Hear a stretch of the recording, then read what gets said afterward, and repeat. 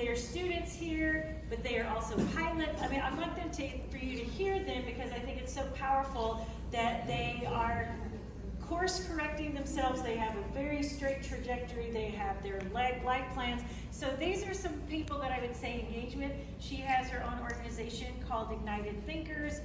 Again, this is the perfect duo. I can't even believe it. So tell them each a little bit about yourselves and be sure students to connect with these amazing young women.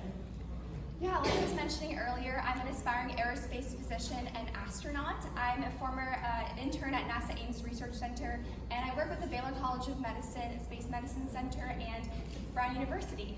And like I mentioned, I'm a young student like many of you in this room. I just graduated, actually I'm graduating high school this Wednesday, so still not graduated from high school, but I'm very young just like all of you. And something that I love to really just put out there is age is not a boundary to get started in the industry. I mean, neither of my parents were in the aerospace industry, and I grew up going to the Air and Space Museum, watching Star Wars and Star Trek, and asking silly questions, or not very silly, but why the moon seemed to be following me everywhere that I went. So I started off like many of you in this room, and using LinkedIn and social media to network with others and find opportunities, like finding my niche passion in the industry.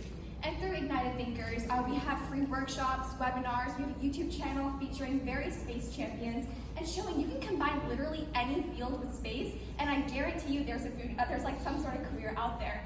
Recently I was doing a webinar with an elementary school, and when I told a girl that she could become a food scientist because she loves food, she was so excited.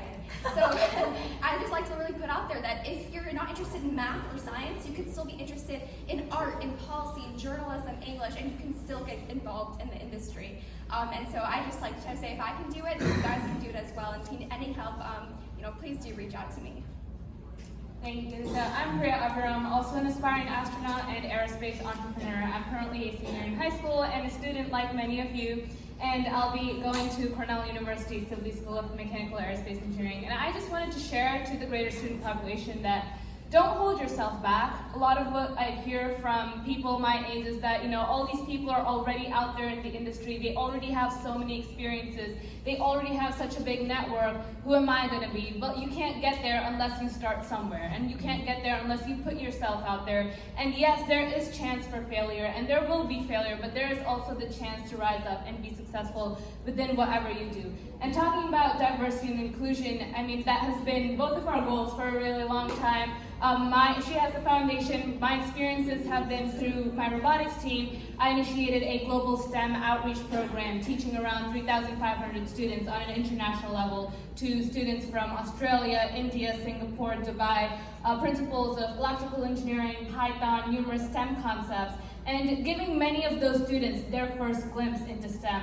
And also as a cadet lieutenant colonel in the Civil Air Patrol, I had the opportunity to lead an aerospace STEM educational program, teaching multiple concepts like Java, Python, biomed, flight simulators, robotics, model rocketry, etc., and taking those successes to create the New Jersey Wing Aerospace YouTube channel, putting out those resources for students across the nation and cadets across the nation to uplift those programs.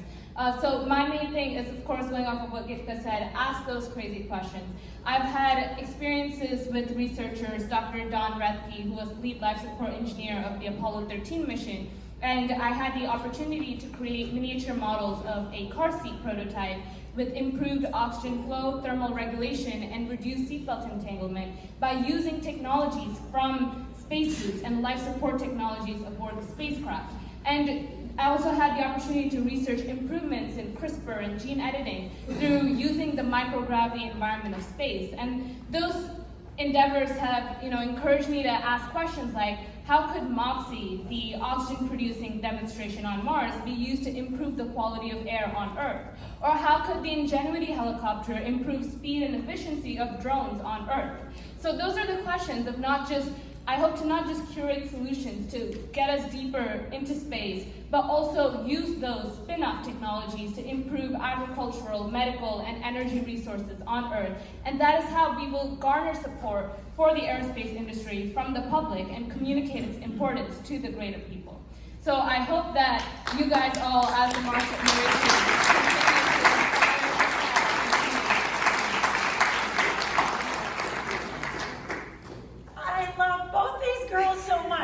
I'm so proud to know them. The neat thing yesterday, to their point, is I hope that you find here in the space community, I know Chris and I do, I know many of our friends here at National Space Society do, we love saying yes to the students. We love seeing this. Yesterday, because I said, hey Priya, why don't you come? She couldn't come to H2M because of a scheduling thing, but I said, why don't you come, and I've got to introduce Kathy Leaders, the Associate Administrator of Human Spaceflight at NASA. I think you're the best present I could give her in saying, Kathy, you're the first woman to do these things. Why don't I show you how you have paved the way and inspired? Kathy was so inspired, and again, both these ladies so inspiring, took 45 minutes after she finished talking and receiving her award, took Priya upstairs, spoke with her for 45 minutes. The Associate Administrator of Human Spaceflight wanted to spend time with a 17-year-old to open the door wider. So you have to put yourself out there in positions. Now, will there be a few grumpy pusses along the way that'll say no? Yes. But you gotta find the happy, clappy ones like myself and go, Janet, will you help? I will do my best. I can't do it for you, but I can open doors. So be sure that you ask the question. Be sure that you're communicating back your genius ideas. The earth, our world, is not only in desperate need of your genius right now, your compassion, your humanity more than ever, but Mars and the moon and space exploration needs your compassion, your humanity, and how we do all of this together. Give them a big round of applause.